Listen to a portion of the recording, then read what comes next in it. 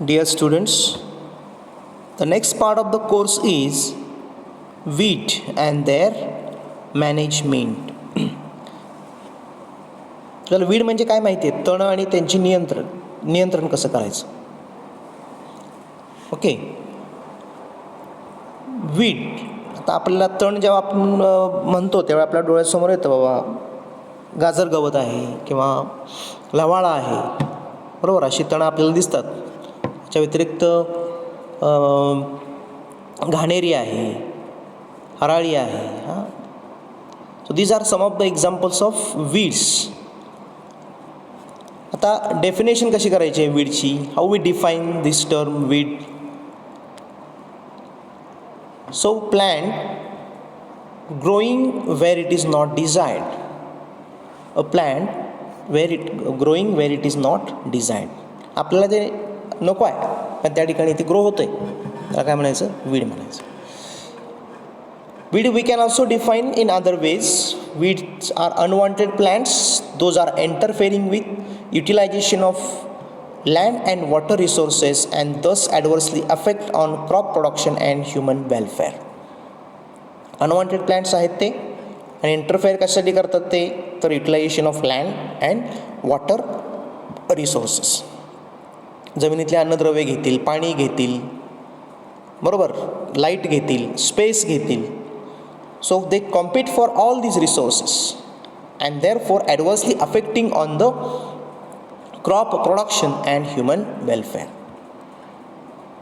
We can also define weed as any plant not sown in the field by the farmer and is out of the place. Which is not sown by the farmer and which is out of the place. म्हणजे ते काही शेतकऱ्यानं पेरलेलं किंवा टाकलेलं नाही आहे, ते आपोआप उगवलेलं आहे, आपोआप आलेलं आहे. आपोआप म्हणजे काही कारणानं, बरोबर, पाण्याद्वारे किंवा हवेद्वारे त्याचे बीजाणू इकडे तिकडे जाऊन ते आलेलं आहे. विच इज नॉट सोन by the farmer. So this is another definition of weed. Importance of weed management. Y weed management is important? Because weeds they compete for plant nutrients, soil moisture and space. They compete for various resources and therefore it is also important to control the weed. So importance is shown in the diagram. What is shown? Weed infestation is 45% out of the total loss. Total loss जो आहे त्यातला 45% loss हा वीड्समुळं होतो. म्हणजे बघा, 25% इन्सेक्टमुळं, 20% डिसिजेसमुळं आणि 5% other. So 45% which is very large, very big loss caused by the weeds. And therefore it is important to control the weeds. Monetary loss caused by the weeds is 30,000 crore during the year 2008. Next part is which are the characteristics of the weeds. Characteristics कशामुळे ते आपण बाकीच्या पिकांपासून वेगळं करतो, काय असे त्यांच्यामध्ये characteristics आहेत की जे बाकीच्या पिकांपेक्षा वेगळे आहेत. So first is they seeds germinate early and seedlings grow faster. Seeds they germinate very fast, germinate very early and seedlings they grow faster. म्हणजे बघा, आपण एखादं पेरणी केल्यानंतर ते पीक उगवायच्या आतमध्ये तण आलेले असतात आणि ते पीक थोडंसं वाढलं तरीसुद्धा ते तण जे आहे त्याच्यापेक्षा दुप्पट तिप्पट वाढलेलं असतं किंवा जास्तच वाढलेलं असतं. म्हणजेच काय? They grow faster and they germinate faster. They are Hardy and compete for various resources like nutrients, moisture, space and lower the crop yields. Hardy, they are Hardy. Hardy म्हणजे कुठेही येऊ शकते, कमी पाणी असू दे, जास्त पाणी असू दे, कुठेही येऊ शकते. Flowers earlier and matures earlier. They flower earlier and they mature earlier. Some weeds they flower within 15-20 days and they mature also in 30 days or even less. Flowers earlier, matures earlier. Not useful, undesirable. Most of them, they are not useful and undesirable. They are harmful to the cattle and human beings. harmful to the cattle and human beings. Thrive under adverse climatic, soil and biotic stress. Thrive under adverse climatic, soil and biotic stress. Adverse condition, thrive म्हणजे काय, जगणे. ते कुठेही जगू शकतात. Climatic conditions, पाऊस जास्त असू दे, टेम्परेचर तापमान जास्त असू दे, थंडी जास्त असू दे, काही जास्त असू दे, पाण्यामध्ये पाणी जमिनीमध्ये पाणी साठलेलं असू दे, किंवा जमीन कोरडी असेल पूर्ण, तरी कुठेही ते जगू शकतात. Thrive under adverse climatic conditions. Viability remains even if they buried deep in the soil for 20 years. They can remain viable for longer time, 20 years, 20 वर्षापर्यंत ते जमिनीमध्ये व्हायबल त्याचे सीड्स राहू शकतात आणि त्यानंतर पुन्हा ते जर्मिनेट होऊ शकतात. This is a characteristics of weeds. They are prolific and highly reproductive ability. प्रॉलिफिकचा अर्थ काय, जास्त जोमानं वाढणे, prolific, and high reproductive ability, त्यातून जास्तीत जास्त बिया एका झाडापासून देणं, त्याला म्हणायचं reproductive ability. Striga plant gives you 50,000 per plant and घोळ 1,93,000 सीड्स पर प्लांट. म्हणजे बघा, आपल्या सोयाबीनचं आपलं पीक लावलं तर आपल्याला जास्तीत जास्त 100, 150, 200 एवढे सीड्स मिळतात. पण असे जर तण असतील तर आपल्याला कितीतरी पटीनं, त्याच्या कितीतरी पटीनं आपल्याला सीड्स मिळतात. So they are high reproductive ability. They have special characteristics like wings, spines, sticky hairs, hooks, त्याला हुक आहेत, काटे आहेत, पंख आहेत, त्याला विंग्ज आहेत, हेअर्स आहेत त्याला. त्यामुळे ते कुठंही इकडं तिकडं पळू शकतात. त्याचे जे सीड्स आहेत ते कुठेही जाऊ शकतात. So they can be spread easily by wind and water. Easily spread with the help of wind and water. ते कुठेही इकडं तिकडं जाऊ शकतात, पाण्याद्वारे, वाऱ्याद्वारे. नेक्स्ट इज वीड्स लाईक हराळी. आपला हराळी माहीत आहे, नटग्रास, लवाळा माहिती आहे. They propagate vegetatively and therefore difficult to control. They propagate vegetatively and therefore difficult to control. हराळी, लवाळा ह्याची मुळं आतमध्ये गेलेली असतात आणि तुम्ही किती जरी वरून त्याला काढलं, कट केलं किंवा त्याला काय जरी केलं तरी सुद्धा त्या मुळातून परत ते जन्म घेतच, म्हणजे ते वाढतच राहतं. सो ते propagate vegetatively and therefore difficult to control. Some weeds have disagreeable taste and odour. त्याला एक काही तणांना एक वेगळा वास आणि त्याला एक घाणेरडी चव येत असते, त्यामुळे ते कोणच खाऊ शकत नाही. Which is not eaten by the animals, insects. Some weeds, they have seeds which are similar to the crop seeds. म्हणजे वीड सीड्स आणि क्रॉप सीड सारखेच दिसतात. म्हणजे तुमच्या पिकाचं बियाणं आणि तुमच्या तानाचं बियाणं हे सारखंच दिसतं. उदाहरणार्थ मस्टर्ड म्हणजे मोहरीचं बियाणं आणि अर्जिमोना मॅक्सिकाना म्हणजेच काय, पिवळा धोत्रा, या दोन्हीचं बियाणं सारखंच दिसतं. पिवळा धोत्रा तुम्हाला नंतर दाखवतो. Both this weeds seeds they are similar. त्याची बियाणं काय दिसतं, सारखं दिसतं. So this is another characteristics of weeds. Some weeds they have similar morphology like crops. Similar morphology like crops, दिसायला सारखेच दिसतात, जसं पीक आहे तसंच दिसतं. वाईल्ड राईस हे तणाचं नाव आहे, कशामध्ये, ते राईसमध्ये. फॅलरिस मायनर ते कशामध्ये, व्हीटमध्ये. Okay, so these are the some of the characteristics of the weeds. अशा पद्धतीचे त्याचे काय आहेत, कॅरेक्टरिस्टिक्स आहेत. Next is a disadvantages or harmful effects or demerits of the weeds. Disadvantages काय आहेत त्याचे, हार्मफुल इफेक्ट्स काय आहेत, डिमेरिट्स त्याचे काय आहेत, ते आपल्याला बघायचं. पहिलं डिसएडवांटेज आहे इल्ड रिडक्शन फ्रॉम 0 to 100%. पिकानुसार ते उत्पन्न कमी जास्त होत राहतं. इल्ड रिडक्शन, मगाशीच तुम्हाला सांगितलं उत्पन्न कमी होतं अप टू 0 to 100%. व्हीटमध्ये रेकॉर्ड केलेलं आहे 15 to 80%, राईसमध्ये रेकॉर्ड केलेलं आहे 30 to 35%, and in other crops 10 to 85%. So there is a yield reduction. Increase in the cost of production. cost of cultivation जी आहे ती वाढते, खर्च वाढतो आपला शेतीतला. कशामुळं, तर वीड्समुळं. So about 30% of expenditure for crop production is on tillage. मशागतीला आपण 30% खर्च करतो. कशाकरता मशागत करतो आपण, mostly to control the weeds.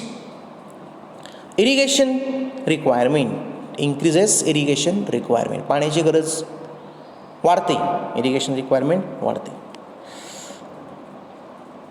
Next disadvantage is reduces the value of produce.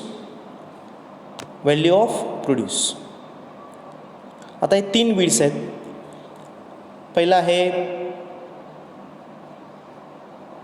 आघाडा, डाव्या बाजूला आहे तो आघाडा. मध्ये आहे तो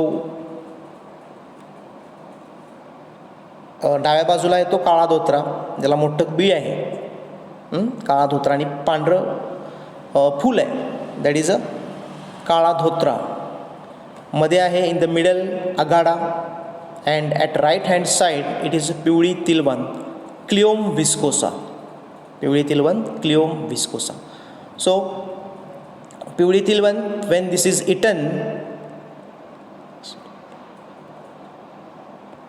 when this is eaten by the animals, it produces very bad undesirable odor to the milk.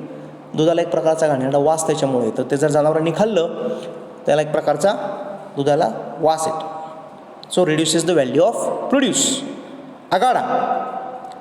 Quality of wool, हा आघाडा आहे. Quality of wool is reduce. ते काय होतं, ह्याचे जे काटे आहेत spines, the spines the attach to the wool of animal and reduces the value.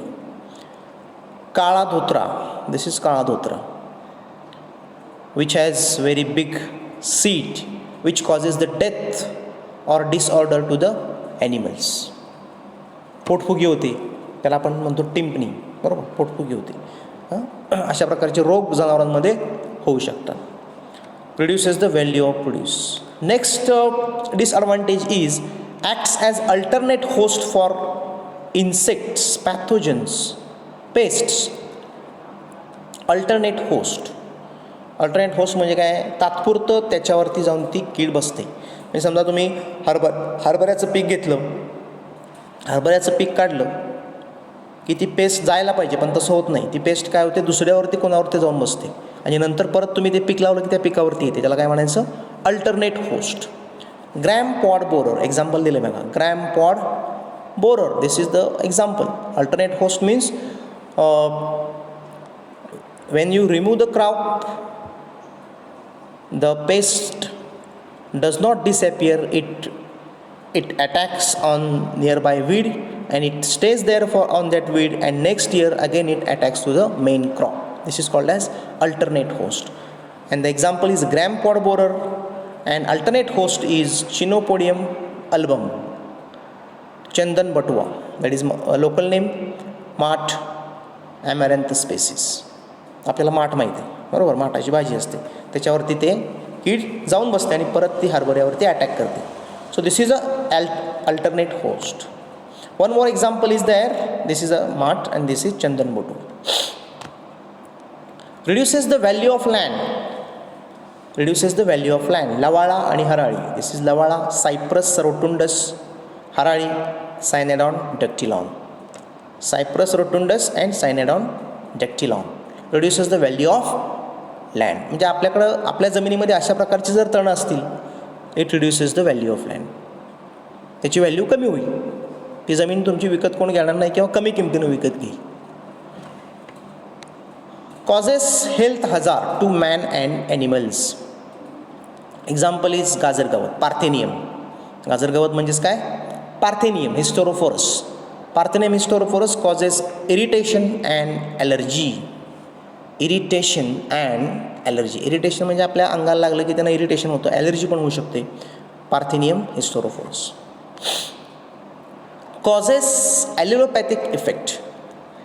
ॲलिलोपॅथी. Allelopathy म्हणजे काय, त्यांच्या मुळातून काही केमिकल्स किंवा टॉक्सिक सबस्टन्सेस सिक्रीट होतात आणि ते टॉक्सिक सबस्टन्सेस काय करतात, जमिनीमध्ये राहतात आणि त्यामुळे तुम्ही जे बियाणं टोकता किंवा लावता ते बियाणं काय होत नाही, उगवण त्याची होत नाही.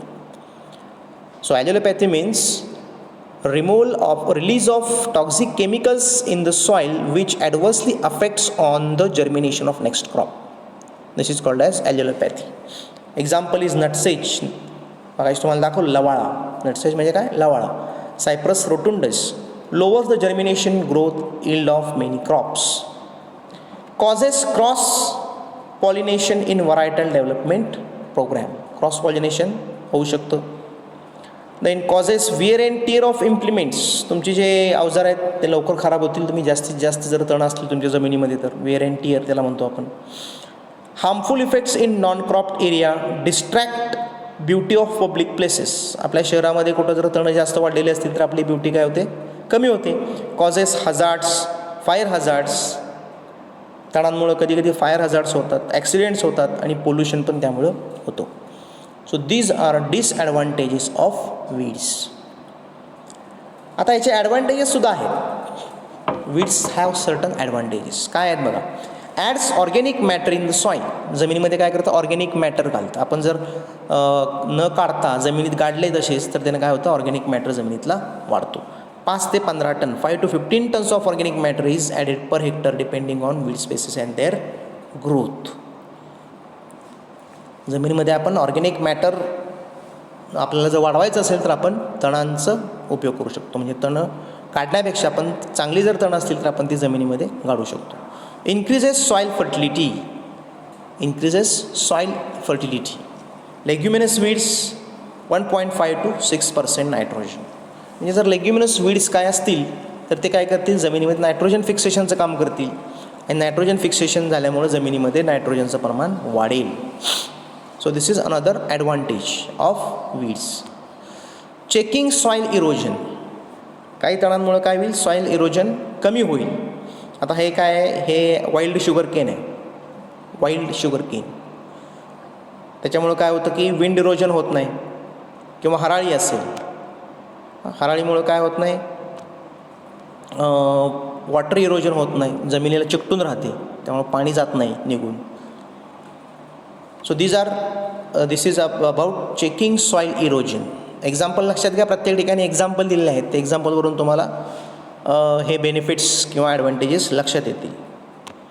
Add as a source for genetical material. आपल्याला जेनेटिकल मटेरियल म्हणून काही वीडचा वापर करता येतो. उदाहरणार्थ कान्स म्हणजे सॅकॅरियम स्पॉन्टेनियम. मग तुम्हाला दाखवलेलं वीड वाईल्ड शुगर केन म्हणजेच कान्स. Wild sugar cane means kans which is used for sugar cane breeding program. which is used for sugarcane breeding program. Some weeds they are used powder of पिवळा धोत्रा, the local name. This is पिवळा धोत्रा. Arzimona mexicana is a botanical name. When this powder is added at the rate of 2.5 tons per hectare, useful for reclamation of alkaline soils. Alkaline soil असेल तर आपल्याला त्याचा फायदा होऊ शकतो. Fodder food medicinal values.